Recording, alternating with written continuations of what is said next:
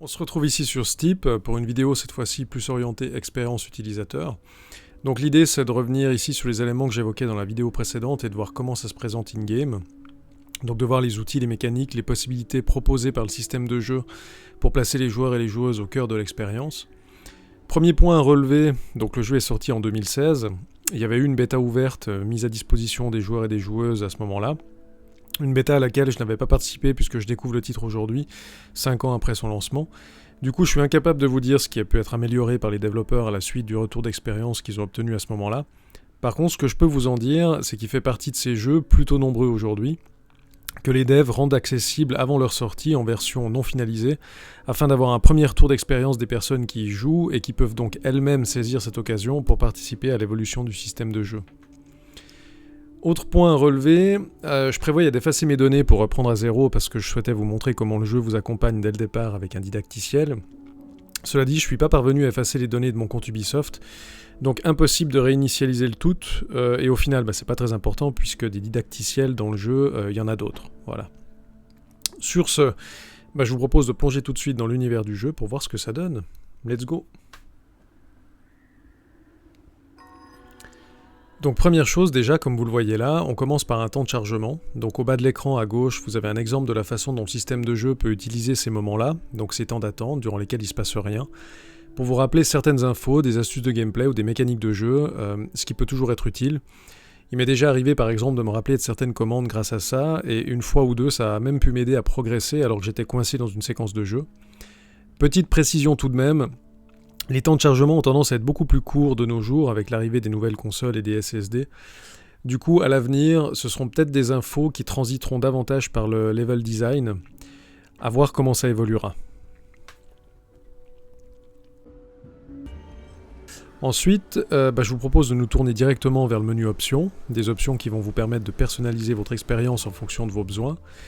Pour ma part, je vais systématiquement parcourir ce menu-là lorsque je découvre un nouveau jeu, ne serait-ce que pour adapter déjà les commandes, parce qu'à titre personnel, je vais avoir besoin d'inverser l'axe Y du joystick, une vieille habitude qui m'est restée de certains jeux de l'époque sur NES, bref. Donc là, je vais aller dans paramètres du jeu et on va y trouver inverser l'axe vertical de la caméra. Cela dit, puisque c'est pas la première fois que j'y joue, j'ai déjà fait ce changement-là, donc j'aurai pas besoin de le refaire une nouvelle fois. Sinon, vous avez tout un tas d'autres options que vous pouvez encore paramétrer, comme les vibrations dans la manette, l'unité du jeu, etc. Ensuite, puisqu'on y est, vous voyez aussi qu'il y a des options vidéo et audio. Alors je vous propose qu'on aille y jeter un œil. Donc vidéo, moi ce qui va m'intéresser c'est de rider sans HUD, donc sans head-up display. Disons en gros avec un ATH, un affichage tête haute qui soit le moins chargé possible, donc avec le moins de données affichées à l'écran. Ensuite, pour les options audio, donc pour cette vidéo, je supprime la diffusion de musique sous copyright en raison des droits. Ok, et je vais en profiter aussi pour baisser un peu le volume de la musique in-game. Voilà. Sinon, vous voyez qu'il y a encore d'autres options, langue, sous-titres, etc. Mais là, je ne vais rien y changer puisque c'est en français et que ça me convient comme ça. Pour le menu crédit, alors il s'agit du générique de fin. Je vais rapidement vous le montrer. Mais c'est pas ce qui va nous intéresser ici, pardon. Par contre, à côté de ça, on a encore deux éléments à voir ici. D'une part, le menu contrôle, voilà, où vous trouvez donc un rappel des inputs répertoriés par activité, parapente, wingsuit, snowboard, ski, etc. Assez pratique quand on oublie l'attribution des touches ou qu'on a besoin de s'en rappeler. Donc évidemment, c'est accessible à tout instant, vous le consultez quand vous voulez. Ensuite, le menu didacticiel, que voilà, où vous trouvez des fiches, ou disons plutôt des menus écrits et illustrés des commandes du jeu. Alors voyez-y une sorte de guide utilisateur, un genre de manuel détaillé que vous pourrez consulter dès que nécessaire. Pour ma part, c'est le genre d'option dont je me sers pas souvent, mais que je suis content d'avoir sous la main.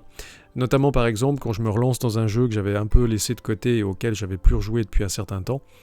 Ou alors lorsque je veux m'assurer d'avoir bien compris toutes les mécaniques de jeu et du coup je les parcours vite fait pour m'en assurer.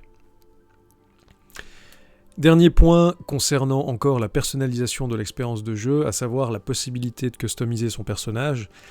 Donc là je vais devoir sortir du menu options et sélectionner le menu d'à côté, donc le menu personnage, voilà. Alors là, j'avoue, j'y suis allé une fois ou deux pour créer custom le perso que vous avez à l'écran. Mais après, j'ai un peu laissé ça de côté. Ceci dit, ça participe évidemment aussi à la personnalisation de l'expérience. Donc vous choisissez votre tenue, votre bonnet, votre sac, votre veste, etc. D'ailleurs, ça me permet de souligner qu'aujourd'hui, les microtransactions et les achats in-game passent de plus en plus souvent par ce type d'achat-là, généralement cosmétiques. Donc des achats de skins, que ce soit pour un personnage, une voiture, dans les FPS, ça peut aussi être des armes, etc. Pour ma part, j'avoue, c'est pas trop mon truc, donc 90% du temps, je me sers des skins disponibles dans le jeu et de celles qu'on peut obtenir gratuitement in-game, en remplissant des objectifs, des challenges et autres. Cela étant, on voit apparaître ça dans beaucoup de jeux, et notamment des jeux gratuits, free-to-play, dont le retour sur investissement passe principalement par ce biais-là. Du coup, à présent, je vous propose de nous pencher plus concrètement maintenant sur la question du tutoriel et du didacticiel, qu'on a déjà évoqué précédemment. Donc comme je disais en début de vidéo, je ne vais pas pouvoir vous montrer le tuto par lequel tout le monde passe en début de jeu. Par contre, je vais quand même pouvoir vous en montrer un exemple in-game. Ça vous donnera déjà une idée de la manière dont le jeu vous permet de vous familiariser avec les commandes de base du système. Donc du coup, pour ça, je vais devoir changer de menu, passer par le menu progression, sélectionner dans les challenges ski snowboard le snowpark. Voilà, donc je le lance et puis on se retrouve juste après.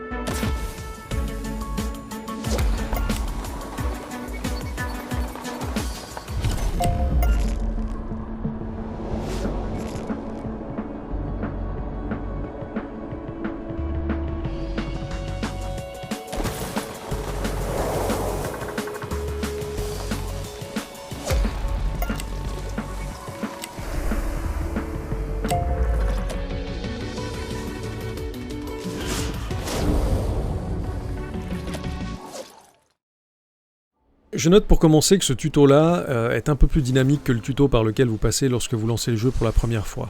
Le tuto de départ est plus sobre dans sa présentation, sans mise en scène cinématique comme ce que vous avez vu là. Il s'apparente plutôt à une simple phase de jeu accompagnée de sous-titres et d'encarts explicatifs, de commentaires, vous incitant à utiliser tel bouton, telle gâchette, etc. Par contre, pour le reste, c'est kiff-kiff, donc on vous explique que pour entreprendre telle action, il vous faudra appuyer sur telle touche, que pour gérer la réception de vos sauts, il vous faudra être attentif à bien gérer votre jauge de réception, etc. etc. Après, peu importe en fait la forme, un didacticiel reste un didacticiel. Par contre, sur le fond, ce qui compte, c'est qu'il vous permette de vous familiariser avec les mécaniques de base du système. Donc que ce soit en termes d'attribution des touches, de lecture de l'interface, des menus, d'identification des ressources, etc. En résumé, le didacticiel, il vous explique les bases, il vous accompagne généralement durant les premières minutes de jeu, et il vous laisse ensuite le champ libre pour vous les approprier et les approfondir par vous-même.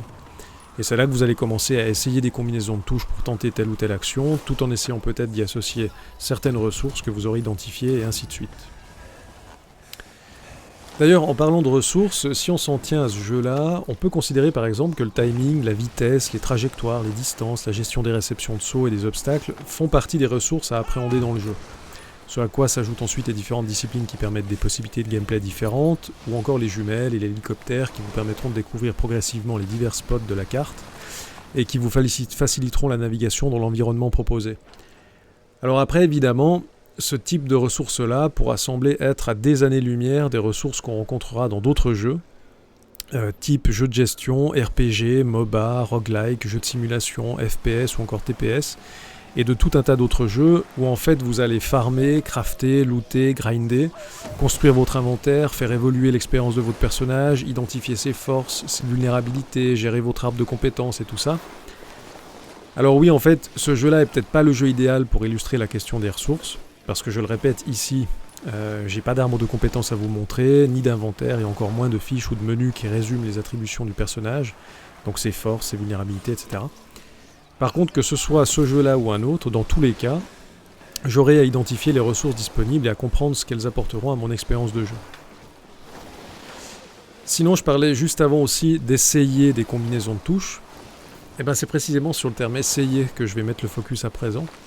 En fait, du moment où vous lancez sur la piste, vous essayez puis vous tentez des choses.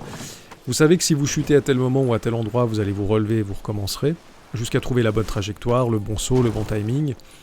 Et en fait, le système, il vous encourage dans ça. Il ne va pas vous sanctionner inutilement, arbitrairement ou de façon inconsidérée ou insensée. Du coup, vous comprenez assez vite que votre trajectoire ou votre timing était tout simplement pas le bon. Donc, soit que le chemin que vous aviez choisi aussi n'était pas forcément adapté, soit vous aviez peut-être mal évalué la prise de risque, soit vous avez tenté quelque chose de peut-être trop ambitieux. Du coup, vous essayez, vous réessayez, vous n'avez pas peur de commettre des erreurs, au contraire, vous en devenez presque parfois content de vous tromper parce que vous vous voyez apprendre, vous vous voyez progresser. Un peu à la façon d'un die and retry ou d'un trial and error, un peu type Mario Maker ou Celeste. Alors je sais, j'exagère un peu, mais quand même beaucoup, mais j'y vois quand même des points communs. Et puis, petit à petit, vous commencez à mettre en place des stratégies. Vous les travaillez, vous choisissez telle façon de faire plutôt qu'une autre pour aborder une situation. Vous regardez ce que ça donne, vous en appréciez et mesurez les conséquences, vous pesez le pour le contre. Et si besoin, vous réévaluez votre méthode. Et c'est comme ça que vous avancez, que vous progressez dans le jeu en fait. D'ailleurs, en parlant de progression, la transition est toute faite. Je vous propose à présent de découvrir le menu qui est dédié, donc le menu progression. Donc, dans ce menu-là, ce que vous voyez là, en fait, c'est mon avancement, ma progression dans le jeu. Donc, ça me donne une idée de ce que j'ai exploré jusque-là, des challenges et des objectifs que j'ai réalisés, etc. Donc, en gros, quand je le souhaite, j'ouvre ce menu pour avoir un aperçu de mes données, un peu à la manière d'un journal de bord ou d'un journal de quête. C'est d'ailleurs sous cette appellation-là qu'on retrouve ça dans d'autres jeux. Du coup, c'est là aussi que vous retrouvez les objectifs, les missions, les quêtes à réaliser. On peut aussi y accéder via la carte d'ailleurs, alors je vais l'ouvrir pour vous montrer. Voilà.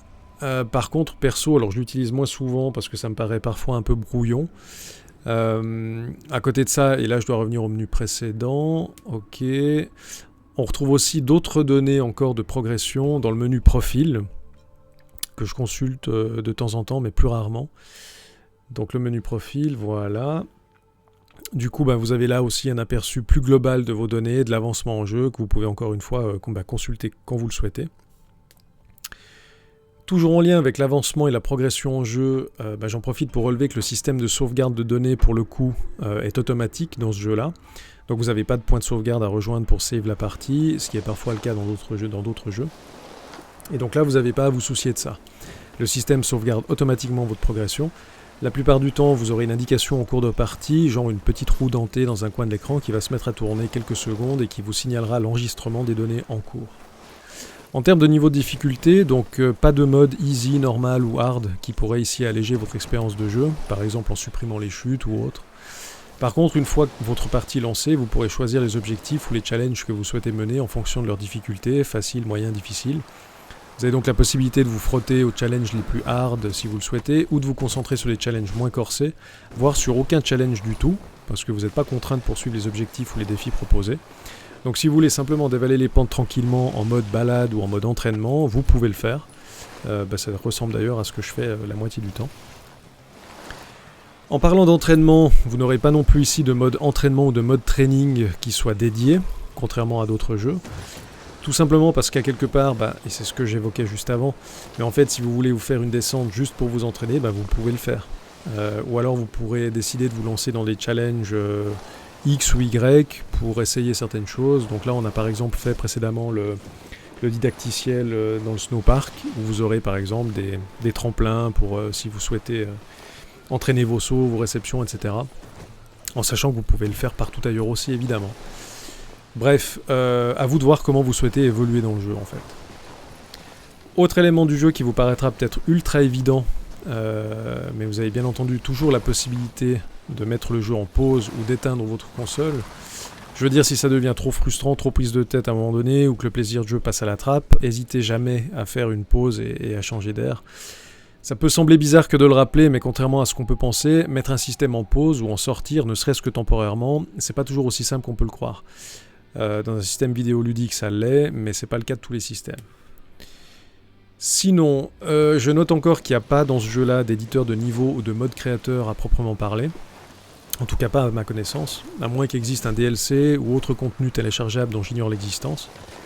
Du coup, pas moyen ici de créer soi-même du contenu pour le partager ensuite avec d'autres joueurs, comme ça peut être le cas dans Mario Maker, Minecraft, Fortnite, et je vais arrêter là le name drop parce que sinon ça en finira jamais. Donc oui, je trouve ça dommage parce qu'en vrai, c'est toujours enrichissant de se voir mettre à disposition une partie des outils de développement et de création pour élaborer ensuite son propre contenu et pour le partager par la suite. Et c'est surtout toujours assez fou de voir de quoi sont capables certains joueurs quand on leur donne cette possibilité-là. Ce qui me fait penser un peu aussi d'ailleurs aux mods qu'on trouve sur PC. Alors oui, c'est pas la même chose, mais reste que c'est juste quand même incroyable de voir aussi comment certains modeurs vont être capables de transformer certains jeux en modifiant eux-mêmes le code.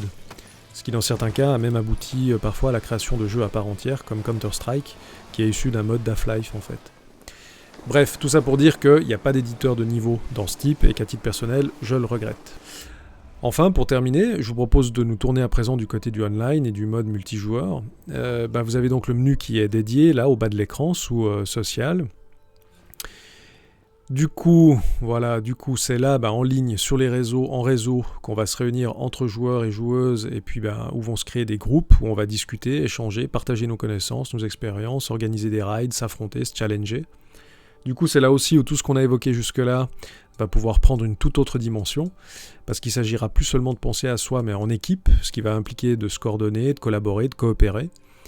Exemple, on pourrait imaginer monter un genre de clip vidéo dans ce jeu-là, avec des plans exigeant des joueurs de passer par tels endroits, de réaliser telle figure à tel moment, et on pourrait monter des séquences en suivant un storyboard, ce qui veut dire, ce qui sous-entend de devoir s'organiser, de planifier, de coordonner le tout. Et là, je vous parle juste de dévaler des pistes en équipe de manière stylée et acrobatique. Maintenant, si vous prenez des MOBA comme LoL, donc League of Legends, des FPS style Valorant, Counter-Strike, Battlefield, Call of, ou encore un jeu de sport comme Rocket League, vous allez vite voir comment les joueurs et les joueuses interagissent en escouade, en équipe, dans ces jeux-là. Et ça vous donnera une idée de ce que ça implique en termes de communication, de planification de stratégie, de règles d'équipe, d'attribution des rôles, des compétences, de coopération, etc. etc. Sur ce... Alors j'espère vous avoir donné ici un aperçu un peu plus concret de ce qu'un système, donc en l'occurrence ici un système de jeu, peut proposer à ses utilisateurs pour les placer au cœur de l'expérience, mais aussi de ce qu'ils vont eux-mêmes pouvoir en faire. Ce que je constate en tout cas me concernant, que ce soit en tant que joueur et plus simplement en tant que personne utilisatrice de divers systèmes et dispositifs, c'est qu'assez spontanément, dès que j'investis un système, quel qu'il soit, je suis attentif à ce genre d'éléments et je vais donc me demander quelles sont mes ressources, les ressources que j'ai à disposition. Comment est-ce que j'accède à mes données, comment je les consulte, comment je les sauvegarde, est-ce que je vais pouvoir garder un œil sur ma progression, sur les objectifs menés, est-ce qu'il y a des choses que je vais pouvoir personnaliser pour répondre à mes besoins, est-ce que je vais pouvoir partager mon expérience, est-ce que j'aurai la possibilité de contribuer moi-même à l'évolution du dispositif que j'ai à disposition, est-ce que je pourrais compter sur celui-ci pour m'aider à m'approprier des outils, des ressources ou encore pour m'exercer ou m'entraîner, et si j'en éprouve le besoin, est-ce que je vais pouvoir en sortir et m'en extraire facilement, ne serait-ce que temporairement, bref. Je ne vais pas épiloguer ici davantage parce qu'à un moment donné, il faut aussi savoir s'arrêter. Sur ce, je vais remonter à pied, ça va me faire du bien. Merci d'avoir regardé cette vidéo, prenez soin de vous, portez-vous bien.